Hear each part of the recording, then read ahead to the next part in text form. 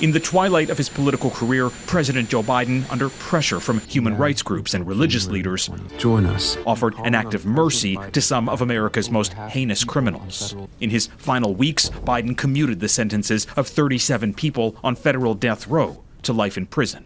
We're very grateful for what he did. Biden spared people involved in deadly bank robberies or drug deals, and those convicted of killing law enforcement agents, leaving 3 still eligible for death. The perpetrator of the Boston Marathon bombing, a man convicted of carrying out a murder at a synagogue, and a man convicted of a mass shooting at a black church in South Carolina.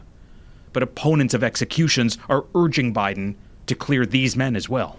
When Donald Trump gets to execute them, what will really be happening is that they will be given a global platform for their agenda of hatred. The president made clear that terrorism and hate-motivated murder would not get a pass. But for the rest, he leaned into his faith. In good conscience, he said in a statement, "I cannot stand back and let a new administration resume executions that I halted." We have to bring back the death penalty. 13 of 16 federal executions since 1976 were directed by Donald Trump, who campaigned on a return to broad use. There are conflicting feelings here for me today.